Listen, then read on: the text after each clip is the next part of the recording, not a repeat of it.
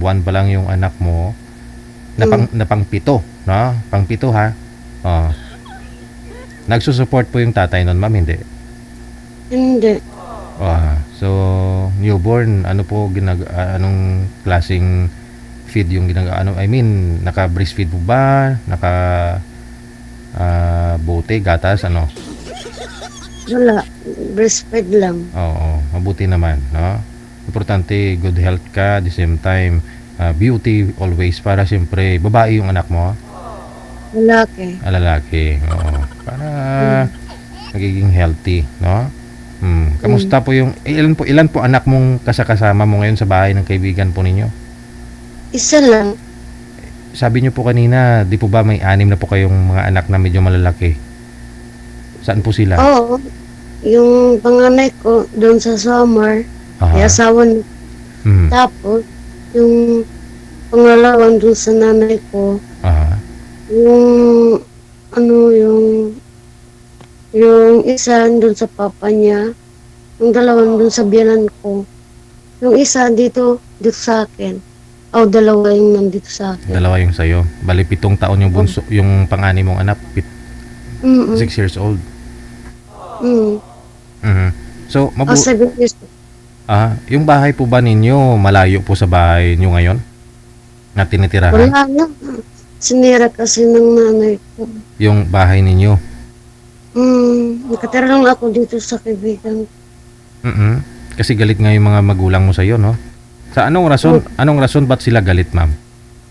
Nagpakatanga kasi ako doon sa lalaki na yun. Ginagaling. Nagmahal ka lang naman, no? Di ba?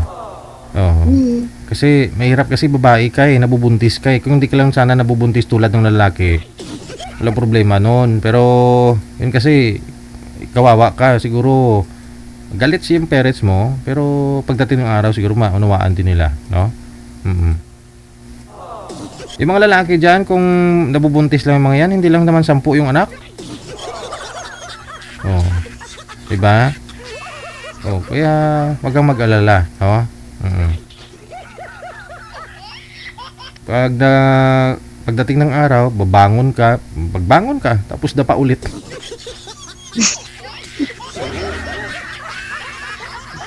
Gano'n na naman buhay natin Siyempre, kailangan mo nakadapa ka lagi. Siyempre, kailangan mo bumangon, di ba? Kailangan talaga. Dahil nga malapit na birthday mo ni manager, kailan nga birthday mo, manager? February 31. Malapit na birthday ni manager, bigyan ka niya ng 500, ma'am, ha?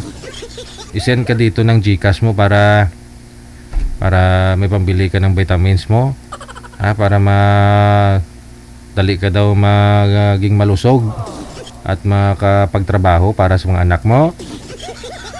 Kailangan mong bumangon, wag munang boyfriend, ha? Send ka dito ng ng GCash account, kung sino mo may GCash account dyan sa inyo. Send mo dito po yung account niya. Tapos mamaya isi-send po yan ni manager, ha? Sige. Yun na lang po. Connected na rin po kayo ni Mr. Ano pong pangalan nun? Francis, no? Ay, chat mo siya, no? Kaibigan na lang muna. Pakipot ka man gamay, ha? Kakahin naman. Oo. Kaibigan na lang muna.